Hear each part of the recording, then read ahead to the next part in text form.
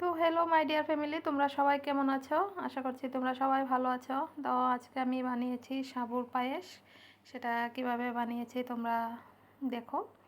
আর এটা একাদশী যারা করো বানিয়ে খেতে পারো, ভীষণ টেস্ট হয়।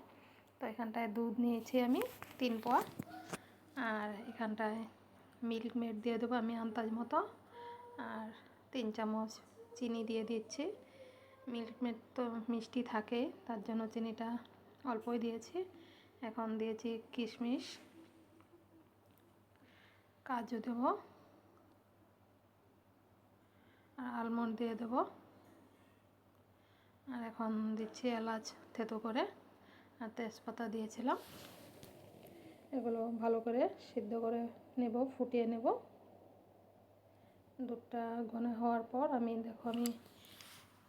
1 কাপ সাবু ভিজিয়ে রেখেছিলাম, সেটা এখন দিয়ে দিয়েছি। আর তোমরা কে কোথায় থেকে আমার ভিডিওগুলো দেখছো কমেন্টে জানিও।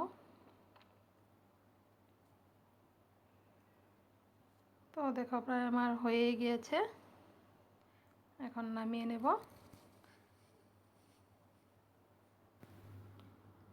তো দেখো আমার সাবুর পায়েসটা হয়ে গিয়েছে। এটা আমি একটা বোলে ঢেলে নিয়েছি।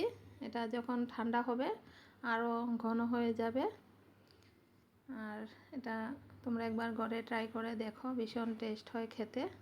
তাহলে এখনকার মতন আসি, সবাই ভালো থেকো, সুস্থ থেকো।